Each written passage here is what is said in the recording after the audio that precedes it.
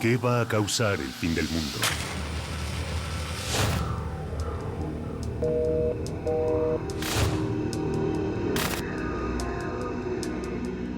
¿Una guerra?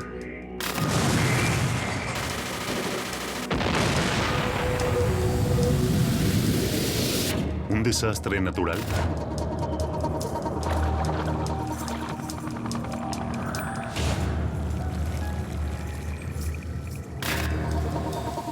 ¿Un virus escapado de un laboratorio? ¿Un arma biológica? ¿Un virus tecnológico?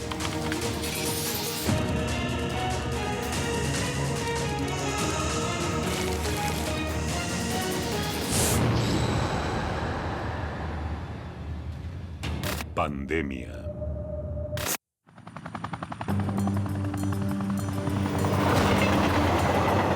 El ser humano vive preso de sus miedos. Morir víctima de una enfermedad sin poder encontrar la cura a tiempo sea tal vez uno de nuestros mayores miedos.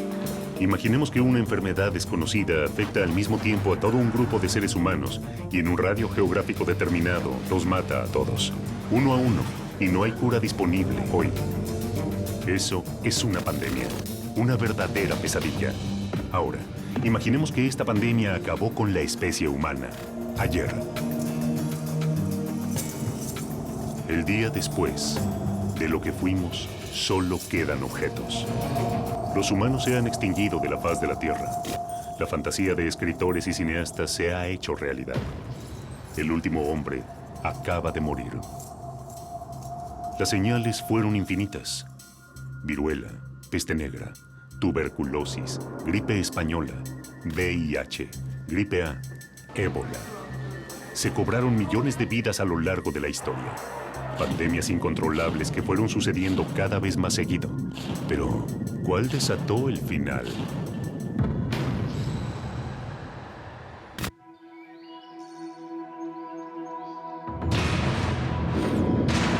Tal vez haya sido el ébola o tal vez el silencio y la indiferencia. Somos conscientes que desde diciembre de 2013 se detectó un brote de virus ébola en África Occidental. Sabemos que es el brote más severo de ébola desde 1976, con más de 4.000 muertes reportadas por la Organización Mundial de la Salud hasta el momento. El virus del ébola surgió al principio de la década del 70 en Sudán y en Congo. El ébola mata rápido. Comienza con una fiebre, dolores musculares y jaquecas, hasta que destruye el hígado y riñones del infectado, haciéndolo sangrar interna y externamente. Todos los agentes microbianos quieren multiplicarse e invadir más y más y más, pero a veces no son muy exitosos porque matan al paciente y lo matan tan rápido, ¿verdad?, que no le da tiempo para que la persona transite y pueda infectar a otros. Ese es el caso del ébola, ¿no es cierto? Se ha quedado siempre muy limitado debido a su alta mortalidad. Los primeros casos fueron reportados en Guinea y luego se extendieron a Liberia, Sierra Leona, Nigeria y Senegal. Hoy en día el brote aún está fuera de control. La organización Médicos Sin Fronteras responsabiliza a la comunidad internacional de mostrarse indiferente ante el brote más grave de virus ébola de la historia. 6 months into the worst Ebola epidemic in history, the world is losing the battle to contain it. En Liberia, los centros de pacientes con ébola están colapsados. El sistema de asistencia telefónica saturado. Los hospitales y las clínicas han cerrado sus puertas y el personal está asustado. Ya hubo demasiados trabajadores sanitarios muertos. ¿Actuará las Naciones Unidas y el resto de la comunidad internacional? Estados Unidos planea destinar 88 millones de dólares para combatir el ébola en África Occidental. ¿Pero esto será suficiente para sobrevivir a la última pandemia?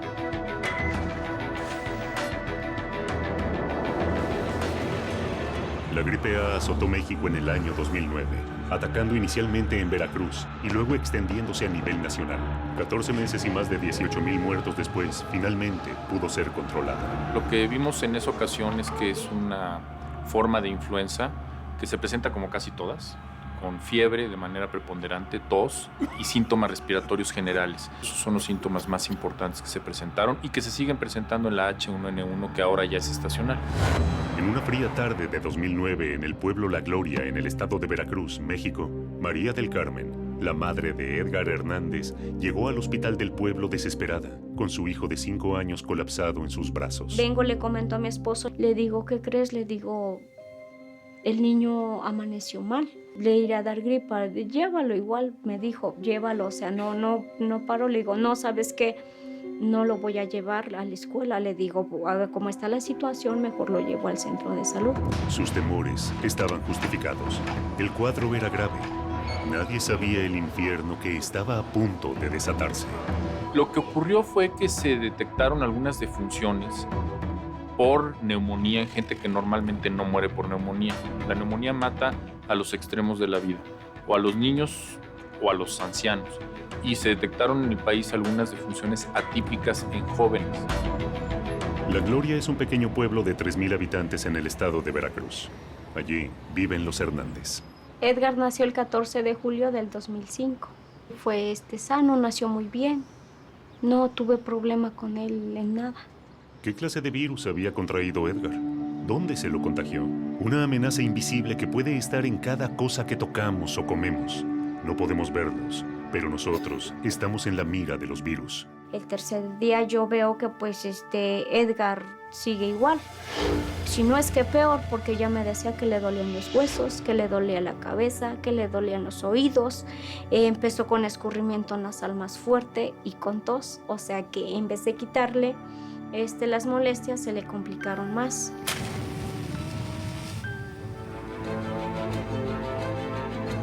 Algo extraño y macabro estaba sucediendo ante la mirada incrédula de todo el pueblo.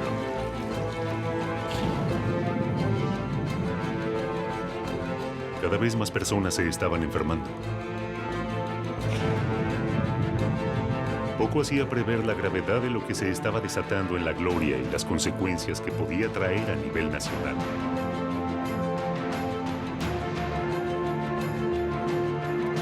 Mientras tanto, el cuadro de Edgar se agrava.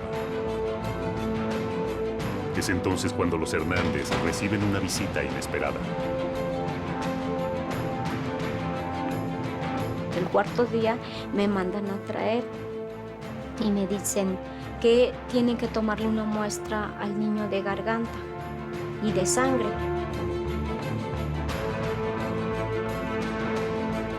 Le toman la muestra de garganta y le toman la muestra de sangre, lo cual le vuelvo a comentar, doctora, pues yo sigo viendo mal al niño, pues usted déle el tratamiento, entonces pues se lo seguí dando. Mientras tanto, en los hospitales, las cosas empiezan a complicarse.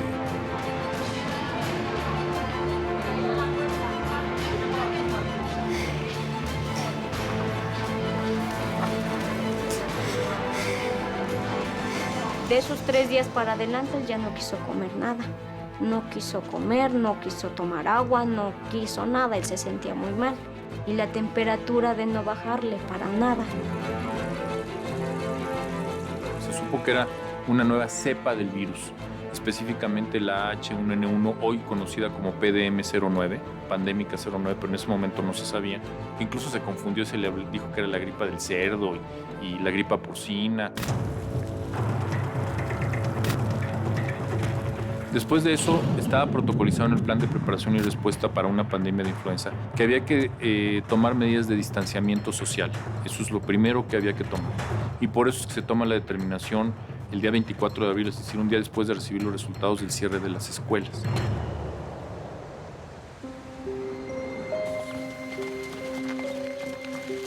Acá en el pueblo fue diferentes personas las que estuvieron pues enfermas. Pues la gente al principio pues reaccionó mal en la forma en que cómo es posible que haya sucedido todo esto, él nos contagió, él fue el que ocasionó todo. Entonces yo, en defensa de mi niño, ¿saben qué, señoras? Un momentito, porque Edgar no ocasionó esto. La familia Hernández se sentía acorralada. El miedo por la salud de Edgar y la sociedad que necesitaba un culpable los iba hundiendo día a día en la desesperación. Sin embargo, algo comienza a ocurrir. Algunos habitantes de La Gloria atribuyen sus problemas respiratorios a la contaminación de residuos porcinos en criaderos ubicados a 8,5 kilómetros al norte del pueblo.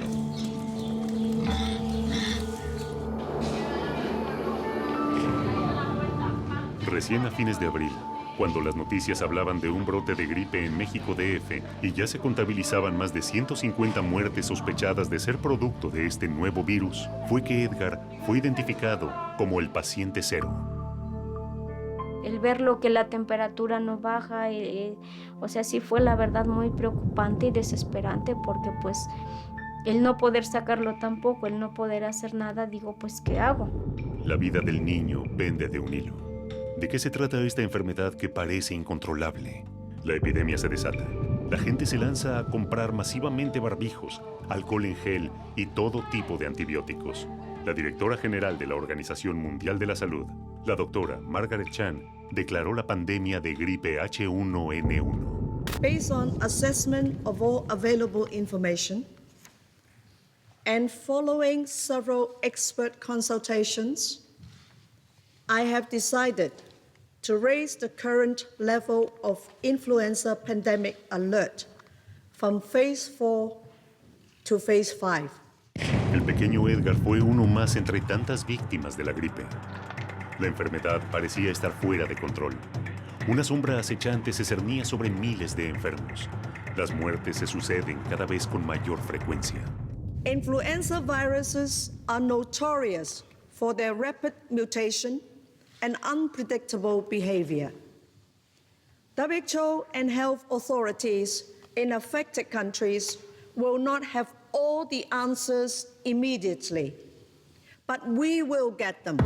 Si tenemos un medicamento que no funciona, en lo que llega la vacuna y el medicamento no funciona, entonces hay que recurrir a las medidas de distanciamiento social, las medidas, digamos, estrictamente de salud pública. Realmente una sorpresa, no porque no estuviéramos preparados para que viniera una pandemia, porque realmente ya había todo un movimiento y unos procedimientos en marcha para prepararse para una pandemia.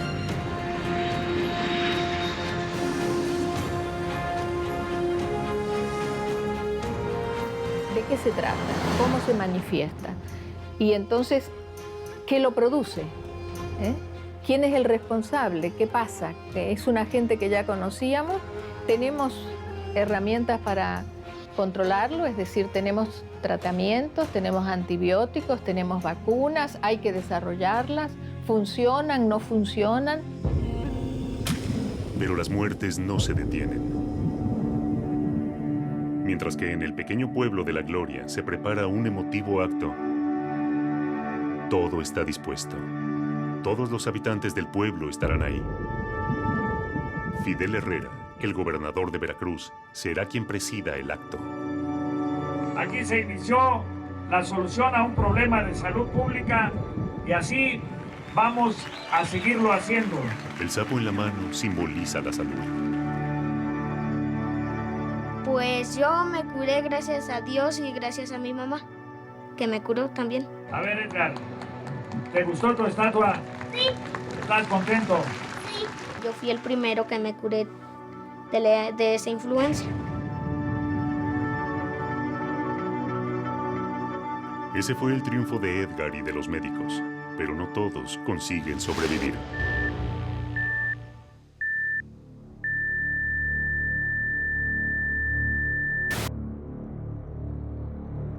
¿Todas estas muertes se podrían haber evitado?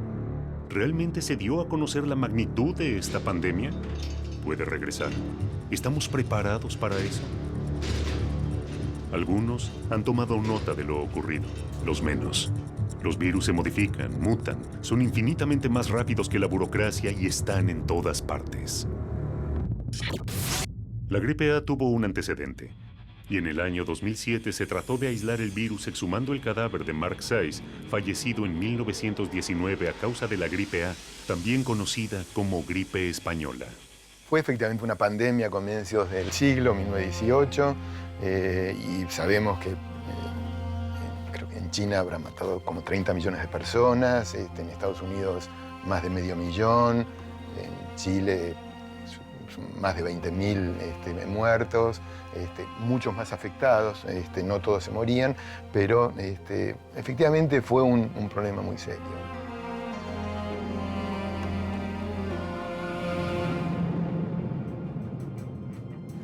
Mark Sykes fue un teniente coronel del ejército británico que combatió en la Primera Guerra Mundial. Fue muy importante su aporte como diplomático, de tal manera que una vez finalizada la guerra, fue enviado a París a la Conferencia de la Paz.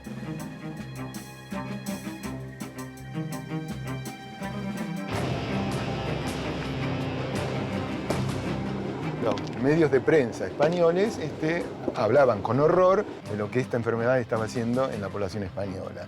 Los medios de prensa franceses, por las condiciones políticas y coyunturales del momento, lo ocultaban o los obligaban a ocultarlo. En el caso de la gripe española, la peculiaridad de la pandemia es que impacta en un periodo corto y después desaparece de escena.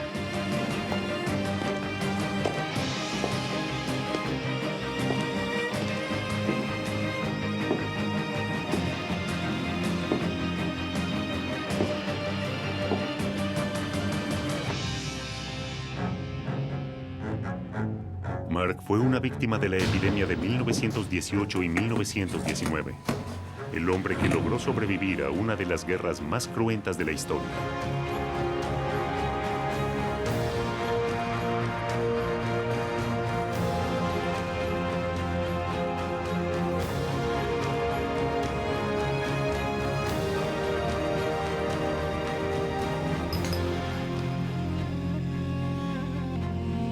Mark encontró la muerte hablando sobre la paz. Murió en París, solo, en su cuarto de hotel a los 39 años. Para trasladar su cuerpo a Inglaterra, se lo puso en un ataúd de plomo, sellado. La llamada gripe española fue la primera pandemia del siglo XX y la última fue la del VIH. El VIH, o virus de inmunodeficiencia humano, es el causante del síndrome de inmunodeficiencia adquirida, conocido como SIDA, y que implica el deterioro y falla progresiva del sistema inmunológico humano, que deja al paciente indefenso contra el desarrollo de enfermedades causadas por infecciones que en personas con sistemas inmunes normales no se presentaría. Según datos de la Organización Mundial de la Salud, a escala mundial, hay unos 35.3 millones de personas infectadas con el VIH. Se calcula que en 2012 se infectaron unas 2.3 millones de personas y el número de muertes mundiales totales en el periodo 1981-2007 es de 25 millones de personas aproximadamente. Ante la aparición del VIH, se plantearon muchas dudas sobre su origen. ¿Se trató de un virus que escapó del laboratorio? ¿Fueron vacunas vencidas enviadas a países pobres? ¿Fue un virus inoculado a simios que se transmitió a humanos?